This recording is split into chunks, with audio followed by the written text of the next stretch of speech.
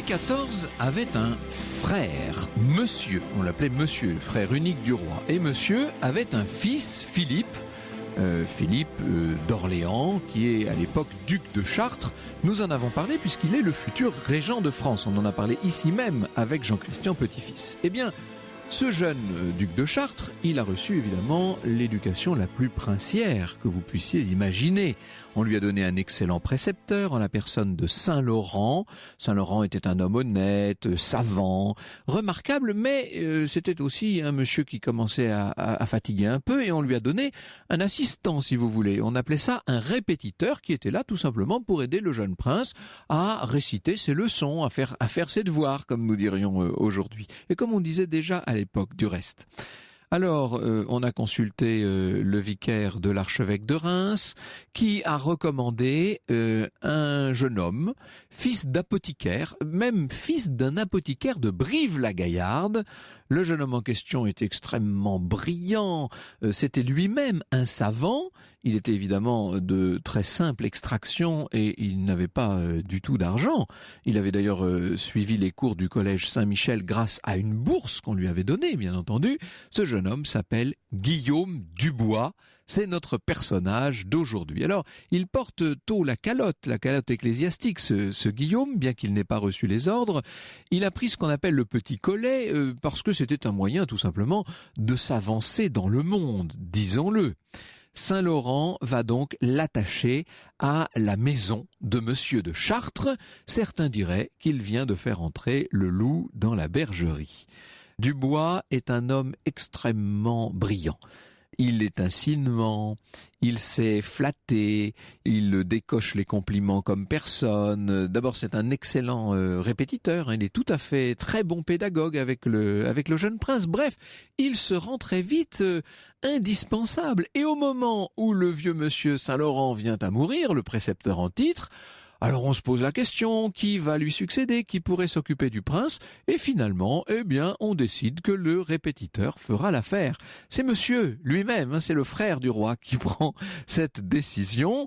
Et évidemment, on commence d'ores et déjà à se poser des questions, parce qu'il est encore une fois de très petite extraction, ce Guillaume Dubois, comme son nom l'indique. Il est Dubois dont on fait les grands personnages, si je puis dire. Mais bon, voilà, il fallait faire le jeu de mots, je l'ai fait maintenant. Personnalité bizarre, d'un côté très travailleur, très sérieux, très comme il faut, et puis d'un autre côté opportuniste, et ça se lit sur son visage, ça se lit dans son regard, et il va très vite se faire des ennemis dans ce que la cour peut présenter de plus fermé au sein de l'aristocratie. Je pense évidemment au grand mémorialiste Saint-Simon, le duc de Saint-Simon, qui va tout simplement calomnier le jeune Dubois. Il prétend qu'il va pervertir son élève, qui entre parenthèses à 14-15 ans est devenu un véritable prince charmant. Et lorsque Louis XIV décide de donner pour épouse à son neveu, de donner pour épouse au duc de Chartres, sa propre fille naturelle et néanmoins légitimée, mademoiselle de Blois, le précepteur, ça c'est assez extraordinaire, l'abbé Dubois, enfin il n'est pas encore abbé d'ailleurs dans ce qui nous concerne, Dubois va tout faire pour faciliter ce qui est regardé à la cour comme une alliance monstrueuse. Évidemment, Louis XIV se dit qu'il faut le récompenser, ce petit Dubois, il a été formidable, il a convaincu son élève d'obéir aux ordres de son oncle.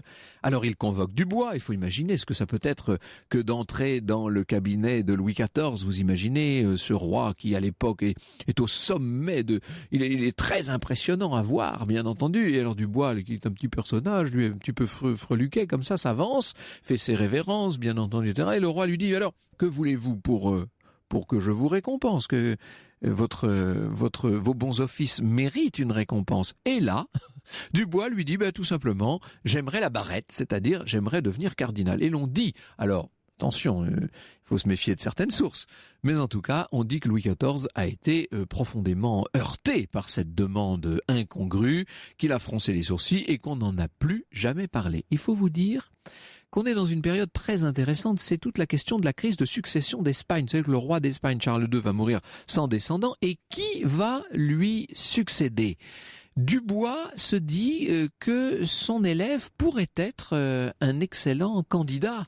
Il se rend en Angleterre, Et alors là, en Angleterre, il découvre un pays tout à fait selon ses goûts, selon ses idéaux. Il découvre un pays où l'on ne peut pas collecter l'impôt sans l'accord du Parlement, où les lettres de cachet n'existent pas, où à côté du droit divin existe ce que M. Locke appelle un droit naturel. Bref, l'Angleterre est le pays moderne. C'est un pays de liberté, et ces libertés anglaises, non seulement Dubois est ébloui par ce qu'il voit, mais il va essayer de les inculquer, d'en montrer tous les mérites à son élève lorsqu'il est de retour. Vous imaginez, encore une fois, l'indignation dans une certaine partie de la cour, et notamment chez le fameux Saint-Simon. Monsieur vient à mourir, on est en 1701, son fils devient désormais le duc d'Orléans, il doit se constituer une maison, il lui faut notamment un secrétaire de ses commandements, eh bien, il désigne Dubois et le roi révoque. C'est-à-dire que Louis XIV ne veut pas entendre parler de Dubois comme âme damnée de son neveu, d'une certaine manière.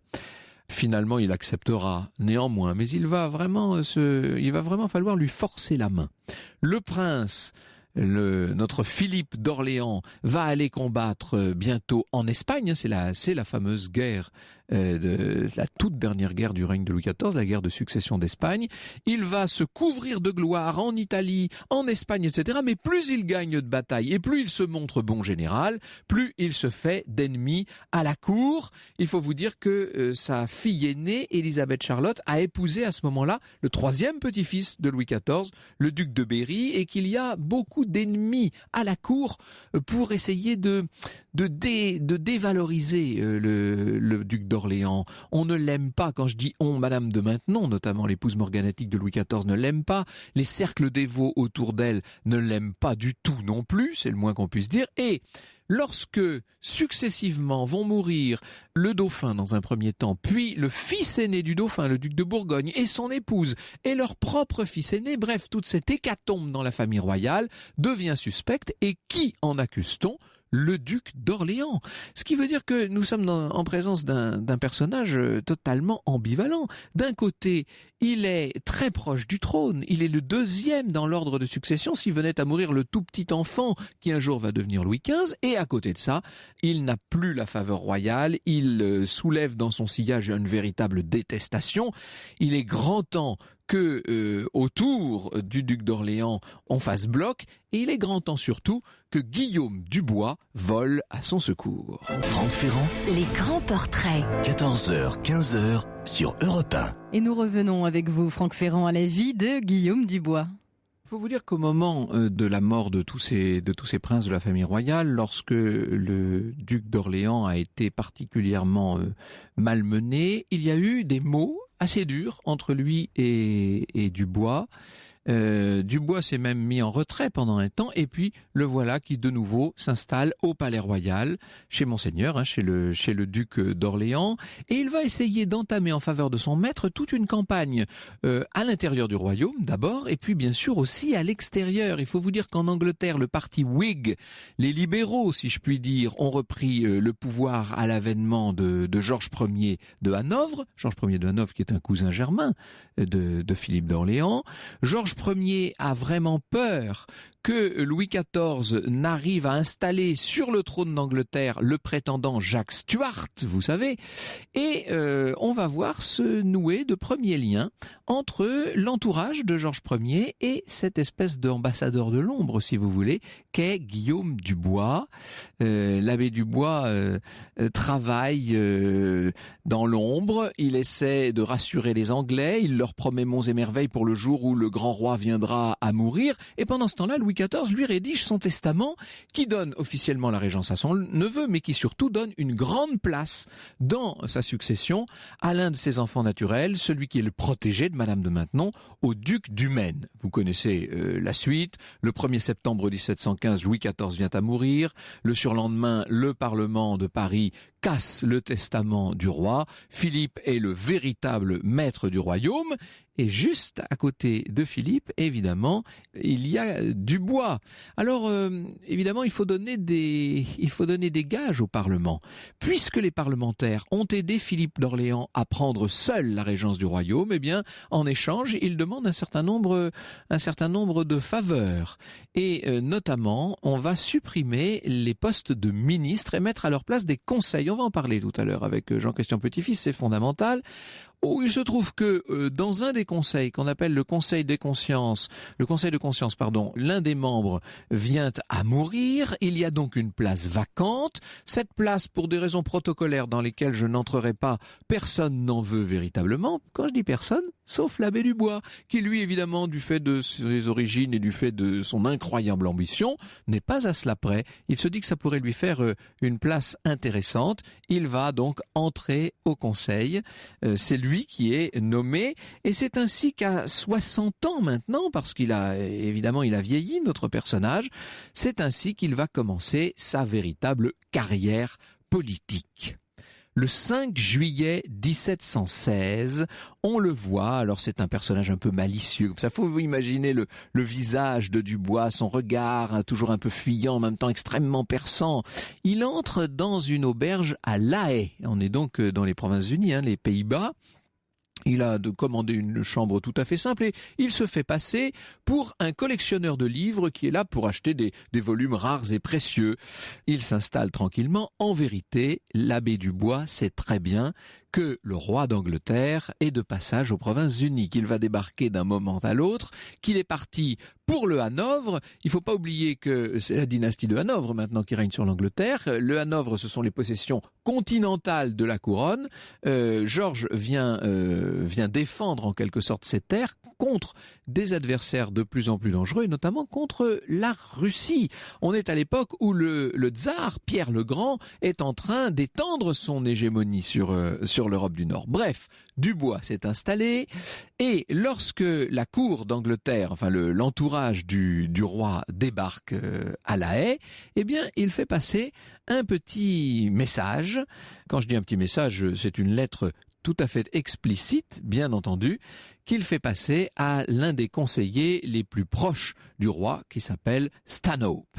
Alors, il lui dit que, le régent de France aurait des choses à dire à son maître et que lui-même serait prêt à discuter. Évidemment, Georges Ier, je vous l'ai dit, tremble de voir les Russes se développer, prendre notamment le contrôle du Hanovre, et il a une grande peur, c'est que le tsar Pierre ne s'allie à la France. S'il y a une alliance franco-russe, elle se fera, se dit-il, contre le Hanovre dans un premier temps, et d'une façon plus générale, contre l'Angleterre. Donc les Anglais ont intérêt à négocier. Le 21 juillet de cette année 1716, à 8 heures du matin, on voit donc Monsieur Dubois, l'abbé Dubois, entrer à la légation d'Angleterre. On ne peut pas dire que Stanhope le reçoive très, très aimablement, mais enfin, il est tellement insinuant, il sait tellement y faire, il possède également tant d'arguments qu'il va finir par convaincre peu à peu Stanhope, qui lui dit d'ailleurs à la fin de ce premier entretien, il lui dit « Je vous ferai demander à souper demain soir ». Ah, ça veut dire que en quelque sorte, c'est gagné. Il se trouve aussi, et ça a joué incontestablement, qu'un courrier est arrivé pendant la nuit, porteur de la nouvelle que Pierre le Grand a envoyé un émissaire à Versailles. Donc, une alliance russo-française est de plus en plus probable. Vous voyez que Dubois est bien placé pour mener sa négociation. Je cite ici Philippe Erlanger qui nous parle de la grande réunion, celle du 22 septembre, qui a eu lieu dans une salle d'hôtellerie, dans une sorte d'auberge, il faut bien le dire. Il faut imaginer une sorte de taverne néerlandaise, vous savez, avec le très beau carrelage, avec les cuivres au mur. Enfin, on est dans cette Hollande éternelle, d'une certaine manière. Et il y a des pots de genièvre, des grandes cruches de vin.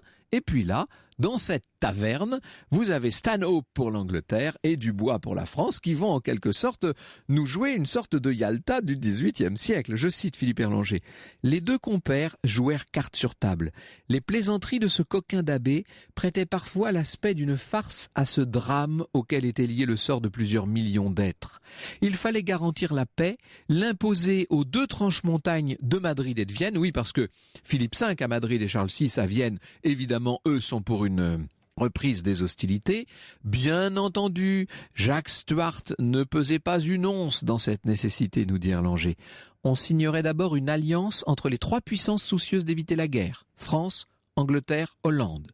Bon gré mal gré, on y enrôlerait ensuite Charles VI, Sa Majesté sacrée, c'est-à-dire l'empereur d'Autriche, était besogneuse. La cession de la Sicile et un nombre suffisant de livres sterling le rendraient sans doute raisonnable. Au pis-aller, on lancerait le Turc dans ses jambes. Vous voyez comment on peut mener la diplomatie.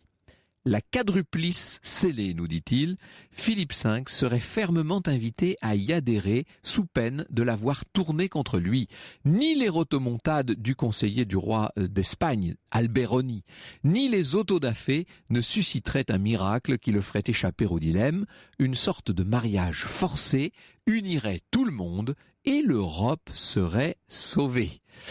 Alors évidemment, on sait que les finances françaises sont pas bonnes du tout. Bah, dit Dubois, vous ne connaissez pas la force d'un gouvernement qui fait banqueroute quand il veut. Il y a une sorte de mélange chez ce personnage de très grande intelligence, de sens suraigu des rapports de force et en même temps de légèreté, il faut bien le dire, et la manière légère dont il traite les grandes affaires du monde n'est pas pour déplaire aux diplomates auxquels il s'adresse. Lui-même, le soir, va rédiger un rapport qui fera en tout 177 pages. Alors quand on voit l'écriture de Dubois, c'est une grande écriture néanmoins, mais 177 pages envoyées au régent. Vous voilà hors de page, et moi hors de mes frayeurs que votre Altesse canonisera quand j'aurai l'honneur de lui rendre compte, dit-il. On peut dire que l'abbé Dubois vient de gagner et que pour au moins 30 ans maintenant, il vient d'assurer la paix de l'Europe. Franck Ferrand, Les grands portraits. 14h, 15h sur Europe 1. Et retour avec vous, Franck Ferrand, à la vie de Guillaume Dubois. Il y a donc, vous avez bien compris, deux grands personnages qui se livrent un véritable bras de fer dans cette Europe qui pour nous est celle de la Régence. Vous avez d'un côté le cardinal Dubois qui donc est le fils d'un apothicaire de Brive-la-Gaillarde et de l'autre, à côté du roi d'Espagne Philippe V, entre parenthèses, Philippe V est quand même le petit-fils de Louis XIV, donc c'est un peu une affaire de famille. À côté de Philippe V, Alberoni, qui lui est le fils d'un jardinier de Plaisance. Donc deux self-made men, si vous me passez l'expression, qui vont monter très haut, bien entendu. Ces 3 ans de dispute extraordinaires, puisqu'Alberoni a l'intention non seulement de donner à Philippe V la couronne de France, mais aussi d'établir les enfants de sa deuxième épouse, Élisabeth Farnèse, dans plusieurs principautés italiennes. Évidemment, en face, la France pèse de tout son poids. Dubois a été nommé ambassadeur à Londres. Alors ça, c'est intéressant parce qu'il retrouve toutes ses relations à Londres, tous ceux qu'il avait connus lors de son premier voyage. Et on peut dire que maintenant, il y a 2 Europes, si vous voulez. Il y a 2 camps, en tout cas, en Europe. D'un côté, la France, l'Angleterre, assez soudée, en tout cas. Les Pays-Bas, l'Autriche, la Russie de Pierre le Grand. Et puis de l'autre, eh bien l'Espagne, bien entendu, avec le pape. Et puis Charles XII de Suède, grand ennemi des Russes à l'époque, et puis aussi à l'intérieur des cours d'Angleterre et de France, ce qu'on appelait les vieux partis, c'est-à-dire tous ceux qui, nostalgiques du temps de Louis XIV d'un côté, du temps des Stuarts de l'autre, agissaient contre la politique de Dubois, de Georges, etc. D'ailleurs, en France, ça va avoir des conséquences terribles. Il y a toutes sortes de conspirations. La plus célèbre, c'est la conspiration de Celle-la-Mare, dans laquelle a trempé l'épouse du fils légitime de Louis XIV, la duchesse du Maine, le duc du Maine aussi d'ailleurs. Ce qui est extraordinaire, c'est la manière dont l'abbé Dubois va s'en sortir. C'est d'ailleurs une conspiration qui est désarmée sans coup férir et sans que ne coule le sang, il faut le dire. C'est assez rare pour être souligné dans l'histoire. L'abbé Dubois est à la manœuvre sur tous les plans Il travaille de 5 heures du matin à 8 heures du soir. Il est extrêmement précis dans tout son travail. On va venir à sa personnalité dans un instant avec Jean-Christian Petit-Fils. C'est assez extraordinaire. Et il dit un jour, parce que évidemment son modèle c'est Richelieu ou accessoirement ça pourrait être Mazarin, il dit un jour au régent: j'ai fait un rêve étrange. J'ai rêvé que vous me nommiez archevêque de Cambrai. Alors Philippe éclate de rire. Il dit: enfin, toi, archevêque, ça paraît impensable, parce que ce qu'il faut vous dire, c'est que notre abbé Dubois n'est pas un modèle de vertu. C'est même le moins qu'on puisse dire. On va venir là aussi dans un instant sur la vie qu'il menait, sur ses débauches bien connues, réelles ou supposées du reste, mais en tout cas sa réputation n'est pas du tout celle qui convient à un archevêque, et vous pouvez faire confiance à Saint-Simon et à la vieille noblesse de l'ancienne cour pour accabler le vieux bonhomme. Oh, peu importe, je suis un vieux cheval de trompette, le bruit ne m'épouvante pas, disait-il. Il voulait être cardinal, premier ministre, peut-être régent. Il va réussir à réconcilier la France et l'Espagne. On est là après l'effroyable faillite du système financier de l'Écossais Law. Vous savez qu'on disait l'as à l'époque. Le duc d'Orléans à ce moment-là est complètement usé. Le roi est majeur et on va voir Philippe d'Orléans littéralement laisser les rênes du pouvoir en 1721, et ces rênes, Dubois est là pour les recueillir d'une certaine manière. On est en pleine période de congrès pour la paix en Europe et tout le monde se dit que sans Dubois, cette paix ne se ferait pas. Voilà ce qu'écrit Philippe Erlanger. On vit alors cohabiter chez ce Janus le grand politique sincèrement attaché à la reconstruction de l'Europe et le parvenu prêt aux pires manœuvres. L'empereur, le roi d'Espagne, le roi d'Angleterre bizarrement unis demandèrent qu'il reçût le chapeau. Le chapeau dont on parle, c'est celui de cardinal.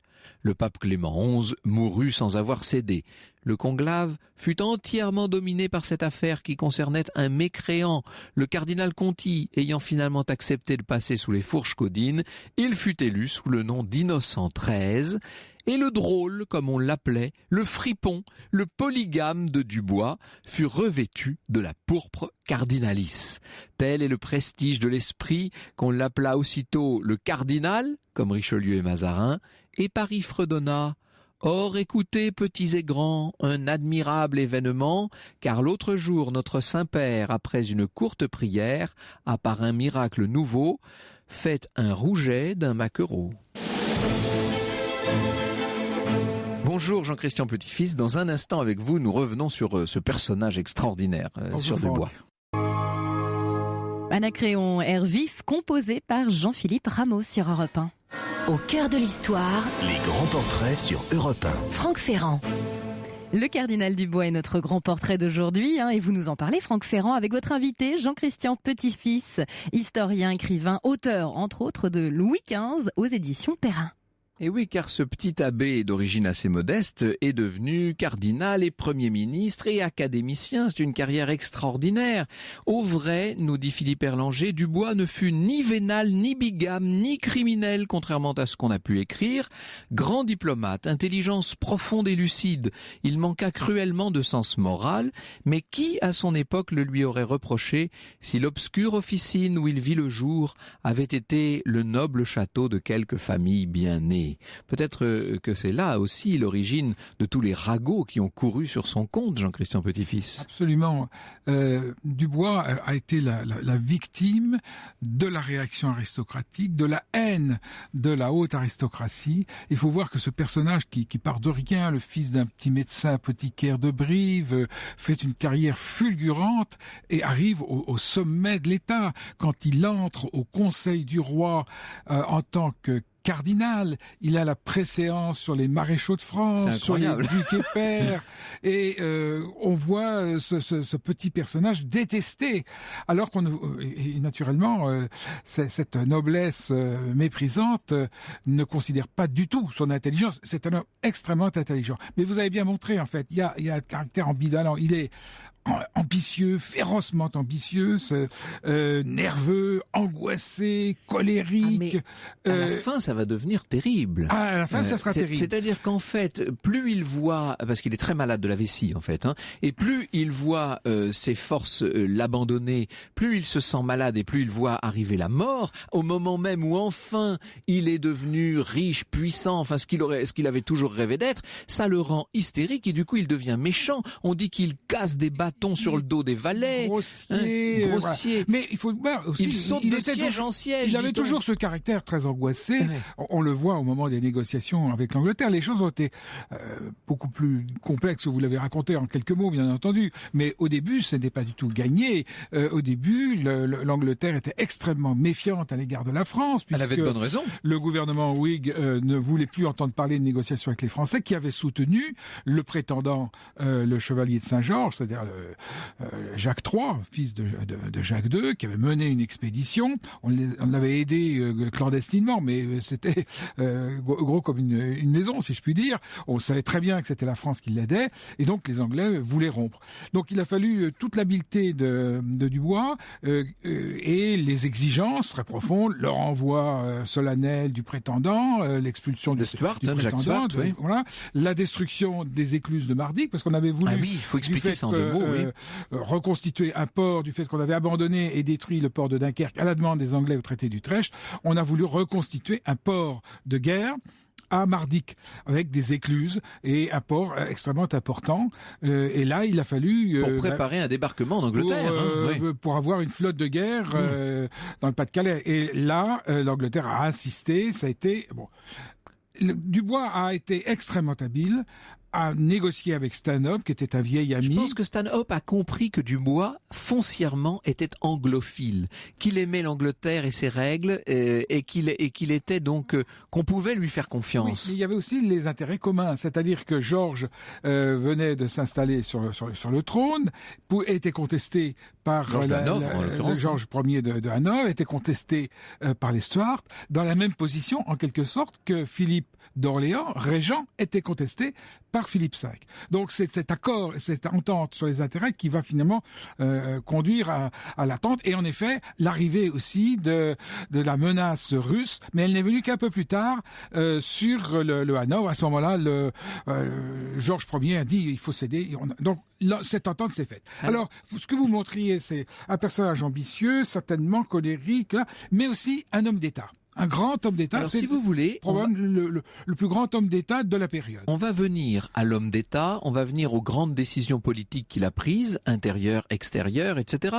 Ça va être toute la fin de cette émission et c'est important de pouvoir lui rendre hommage. Avant cela, peut-être, la Vulgate, si je puis dire, l'image.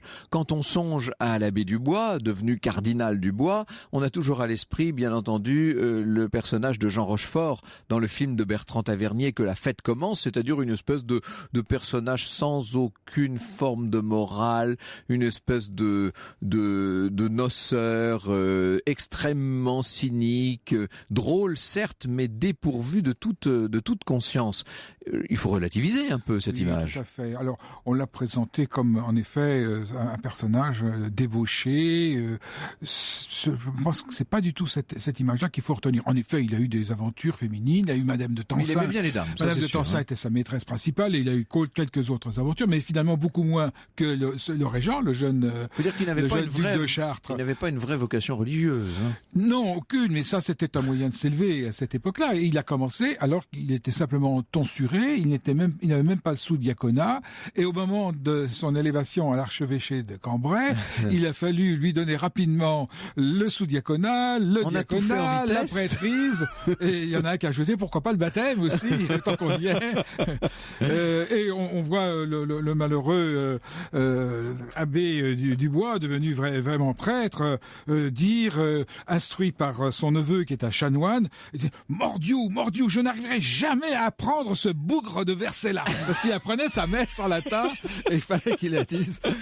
Alors on a un personnage, bon c'est facile évidemment à caricaturer. Moi j'admire quand même beaucoup cet homme qui est très équilibré, contrairement à son alter ego Alberoni, qui lui aussi est un personnage très excité. Mais il est dangereux Alberoni. Alors que chez l'abbé Dubois, on a cette réflexion très profonde et mesurée en matière politique. Alors, que lui devons-nous ? Qu'est-ce que la France doit à l'abbé Dubois et puis avec lui sans doute au régent Philippe d'Orléans ? Quelles sont les grandes décisions qui ont été prises ? À quoi son nom peut-il rester aujourd'hui attaché ? C'est ce que nous allons voir avec vous, Jean-Christian Petit-Fils, dans un instant. Au cœur de l'histoire, Les grands portraits sur Europe 1. Franck Ferrand. Vous nous parlez cet après-midi, Franck Ferrand, du cardinal Dubois, avec l'historien écrivain Jean-Christian Petit-Fils. Et ce sujet fait réagir nos auditeurs. Beaucoup d'auditeurs, ils sont visiblement ravis, nos auditeurs, qu'on parle de Dubois. Alors évidemment, la plupart des messages sont se font l'écho de la légende, hein, c'est certain. Monique de Saint-Laurent-Blangy est née à Cambrai, donc elle connaît bien Dubois, et elle nous rappelle que c'est l'origine de la chanson « Il court le furet ». Si vous remplacez furet par curé, vous faites vous-même l'anagramme et vous comprendrez ce que l'on dit en chantant cette chanson. Le curé Dubois, mesdames, n'est-ce pas ? Par ailleurs, c'est Frédéric qui nous dit les manigances de Dubois pour faire chasser le maréchal de Villeroy, vu par Saint-Simon, quel éclat de rire, et sa manipulation du cardinal de Rohan pour siéger au conseil. Mais ça, c'est Saint-Simon, justement, hein, c'est donc la méchante langue. C'est pas totalement faux. Mais c'est pas totalement faux. D'ailleurs, on appelait Rohan le chausse-pied de Dubois parce que c'est ce qui lui avait permis d'entrer au conseil. Et puis, Patrick nous dit, est-ce qu'il n'a pas manqué un Dubois à Louis XV ? Je serais tenté de dire que Choiseul a joué un peu ce rôle-là vers la fin du règne. Un peu. Très, très différentes.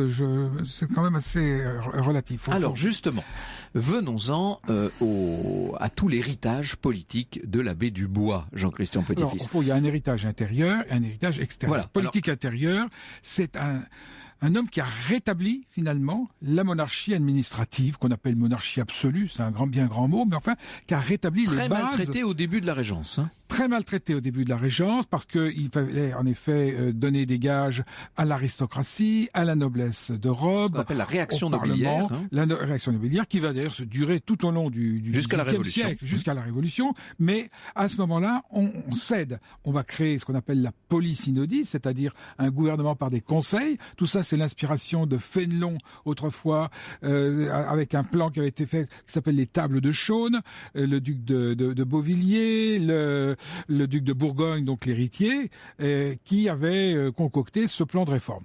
Un plan absurde, parce qu'on supprime le mécanisme essentiel de la monarchie administrative, qui étaient les secrétaires d'État. Donc les ministres, si l'on veut. Donc les ministres aussi, bien sûr. Et on instaure des conseils. Mais ce qu'on appelait les secrétaires d'État sous l'Ancien Régime, c'est l'équivalent de nos grands ministres d'aujourd'hui. Des grands ministères. Voilà. Et donc, on va instaurer des conseils. On instaure 6 conseils. Le conseil de conscience, on en avait parlé, le conseil des affaires étrangères, le conseil de la guerre, des finances, de la marine et du dedans, c'est-à-dire des affaires intérieures. Un grand bazar, si je puis dire. une grande pétaudière, comme on dira. On envisage même un 7e conseil, le commerce, et puis même un 8e pour la littérature et les arts, mais il ne verra jamais le jour. C'est présidé par des grands seigneurs, c'est le maréchal d'Ussel, le maréchal de Villars, le duc d'Antin, le comte de Toulouse, fils naturel de Louis XIV, le maréchal de Villeroy. Tous ces personnages sont des grands seigneurs et des grands féodaux. Et il faut obliger, en particulier, les maîtres des requêtes, qui sont les administrateurs, on dirait les énarques de l'époque, des gens extrêmement compétents, à rendre compte de leur dossier debout devant eux, puisqu'eux qui sont assis, on voit les préséances et le retour et l'aspect très rétrograde de ce système. Philippe d'Orléans, en fait, en a fait un théâtre d'ombre, parce que Philippe d'Orléans, finalement, c'est un homme aussi d'ordre, attaché à la monarchie absolue, de la même manière que l'abbé Dubois, qui va rentrer au Conseil des Affaires étrangères, s'opposer au cardinal d'Ussel, parce qu'ils ont des points de vue très différents sur la politique étrangère. Alors, comme je voudrais justement qu'on vienne à la politique étrangère, un mot seulement du système de l'eau, hein, de ce banquier écossais, on disait LAS autrefois, LAW, qui va conduire à la banqueroute. Un mot peut-être Alors, là-dessus. c'est la première grande expérience de billets financière, on va dire, ou des papiers-monnaie. Donc on va, c'est un génie, Soros, mais un génie extrêmement dangereux qui a proposé ce plan de réforme. Donc on va constituer une banque, et cette banque d'État va recevoir en dépôt de l'or et émettre des billets en contrepartie. On va émettre naturellement davantage de billets que l'encaisseur. Puis, à côté de cette banque, on va adosser une compagnie, qui va être d'abord la compagnie d'Occident, puis qui va devenir la compagnie des Indes, laquelle compagnie va exploiter les richesses du Mississippi. Alors, c'est l'Eldorado, véritablement. On ne sait pas ce qu'il y a dans le Mississippi, mais tout le monde achète. Donc, on va déposer son or à la banque, on reçoit des espèces, et avec les espèces, on achète des actions de la compagnie, lesquelles actions montent prodigieusement. Spéculation, vol, violence, crime. La régence est agitée par toute cette période. Des fortunes se font, des laquais deviennent plus riches que des ducs finalement changent de position. Tout cela a été parfaitement raconté dans les romans, mais il y aura un aspect très très positif. Après donc une déconfiture totale, le prince de Conti arrivant avec dans son carrosse des brassées de billets et exigeant de toucher un remboursement en or, parce que se rendant compte que finalement il y avait un excès, il y avait une inflation, et que c'était très dangereux. Et à partir de là, tout le monde a exigé. Donc émeute à la banque de la rue Vivienne, et le régent met fin à l'expérience, exile l'os. L'avantage quand même, c'est que ça a permis finalement de réduire l'endettement, puisque la France était très endettée à la mort de Louis XIV.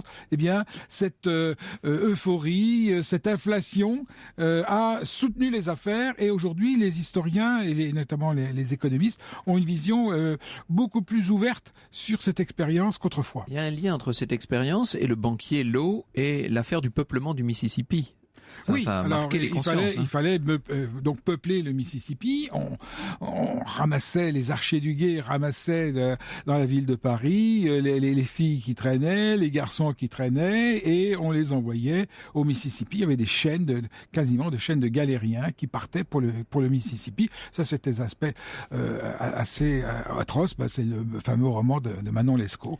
Mais là où le génie de l'abbé Prévost. Là où le génie de Dubois apparaît, c'est dès qu'il est question de diplomatie. C'est pour ça qu'on a eu tendance, de son vivant, à le comparer, d'ailleurs souvent pour le critiquer, à Richelieu, mais c'est plutôt à Mazarin qu'il ferait songer, ce nouveau cardinal. Tout à fait, parce que c'est un homme de paix. C'est un homme de paix qui va construire la paix à partir de l'alliance avec l'Angleterre, dont on a parlé tout à l'heure, de cette triple alliance avec l'Angleterre, la France et les Pays-Bas, qui était un peu à la remorque à ce moment-là de l'Angleterre. Puis, cette zone de paix en Europe s'étend à l'empereur, après des hésitations d'ailleurs du régent, qui ne veut pas troubler Philippe V, préférant une réconciliation avec Philippe V, mais il faut que Dubois insiste. On construit cette zone de paix et on va imposer à Philippe V et à Alberoni la paix, et il y aura une très brève guerre entre la France et l'Espagne, et cette zone s'étendra. Et le grand mérite de l'abbé Dubois, c'est d'avoir aussi construit un deuxième pilier. Il y a l'Angleterre, et l'Espagne, avec une réconciliation franco-espagnole, les mariages. Tout ça s'est fait dans un premier temps contre l'Espagne. Exactement. Et retournement, habileté, grâce au père d'Aubenton, qui était le confesseur de Philippe V et qui était en relation particulière avec l'abbé Dubois. C'est un homme de réseau, l'abbé Dubois. C'est un homme très habile. À Mazarin, vous avez raison. Et c'est comme cela que on promet la petite infante à Louis XV, et que mademoiselle de Montpensier doit épouser le prince des Asturies. Une Orléans qui va épouser un Bourbon, alors qu'ils étaient en guerre et en lutte constante. Voilà le résultat de la politique tout à fait remarquable de l'abbé Dubois, qui est un très grand homme d'État. Il n'a pas hésité. Alors c'est vrai qu'il n'était pas encore cardinal, il n'était pas encore le membre du conseil, il n'était pas encore l'académicien de la fin de sa vie. Mais quand même, au début de la Régence, il n'hésite pas à aller faire cette mission que j'ai racontée un peu plus en détail tout à l'heure, cette espèce de négociation dans une taverne avec Stanhope, sous un nom d'emprunt, sous un véritable déguisement d'ailleurs, il faut bien le dire. Là, ils partaient sous le nom de l'abbé Saint-Alban, et ils allaient aux Armes de Nassau, qui était une grande auberge à La Haye, Et là, arrivait la délégation anglaise et l'abbé Dubois. Et Dubois se faisant passer pour un collectionneur, un amateur de tableaux et de vieux livres, et rencontrant son ami. C'est un moment où Stendhal. il tient un peu dans ses mains, on pourrait dire, le destin de l'Europe, quelque part. C'est bien des alliances se sont négociées pendant ces 2 ou 3 jours à La Haye. Ah, c'est un grand renversement des alliances, le premier renversement des alliances du XVIIIe siècle. Il y en aura un second Oui, évidemment, avec 56, l'Autriche oui. beaucoup plus tard. Ce renversement d'alliance n'est pas sans poser de problème, bien entendu. Comme tout renversement d'alliance, il y a la vieille cour, animée par Villars, par le maréchal de Villars, par le maréchal du Selle. Eux sont attachés à l'Espagne et à Philippe V. On adorerait savoir ce qui se serait passé si le cardinal Dubois avait vécu plus vieux. Bon, là, il se trouve que il meurt, tout le monde disparaît en même temps, si je puis dire. Hein. Le régent, l'abbé Dubois, tout ça fait place nette pour le tout début du règne de Louis XV. Il est mort dans des conditions très dures, dans des souffrances atroces. Ah oui, il faut il dire. avait un abcès à la vessie, il souffrait énormément, ça faisait déjà des mois que ça durait. Il faisait comme si de rien n'était, il continuait à faire les fêtes, etc. Les médecins, les chirurgiens Lapéronie et Maréchal, qui étaient les anciens médecins de Louis XIV, insistaient pour une opération. Il hésitait. Là, il avait peur et il a accepté finalement, poussé par Philippe d'Orléans quand il était donc Premier ministre. C'était dans les derniers jours de sa vie. Et cette opération s'est mal placée. Il y a eu aussi un orage au moment de l'opération et le malheureux a vécu quelques heures couché sur des coussins, poussant des gémissements, souffrant atrocement. On dit que le régent aurait dit « J'espère que ce temps-là va me débarrasser de mon drôle ». Oui, mais alors là, faut se méfier aussi des on-dit. rapports. Oui, des on-dit. Je pense que les rapports étaient assez ambigus. À un moment donné, Philippe a trouvé qu'en effet, son ancien précepteur en faisait trop et l'avait relégué un peu en second rôle. Prenez un peu le premier rôle, évidemment. Voilà. Je rappelle, Jean-Christian Petit-Fils, on en parlerait longtemps de l'abbé Dubois, il y aurait tellement de petites anecdotes, mais bon, je renvoie nos auditeurs à vos ouvrages. Le Louis XV qui vient de paraître évidemment chez Perrin, et puis réédité dans la collection Pluriel, votre biographie du Régent. Merci beaucoup. Merci.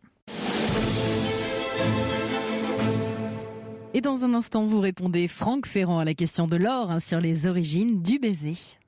Au cœur de l'histoire. Retour aux origines.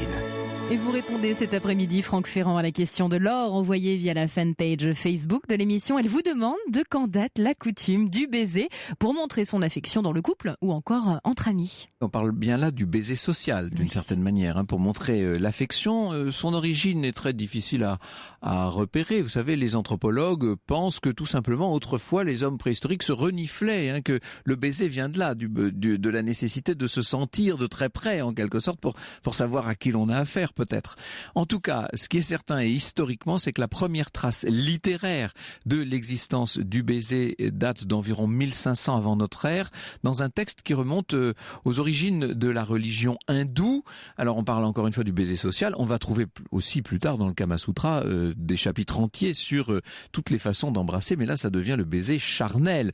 Même chose dans la Bible, c'est dans l'Ancien Testament, on trouve plus de 40 fois le mot baiser dans le sens social, mais dans le Cantique des Cantiques, vous avez le baiser charnel, qu'il me baise des baisers de sa bouche. Enfin, vous connaissez cet extraordinaire texte du Cantique des Cantiques. Dans la Grèce antique, on trouve beaucoup de baisers dans tous les récits, notamment d'Homère. Ulysse est embrassé par ses esclaves, le roi Priam embrasse quant à lui les mains d'Achille, etc.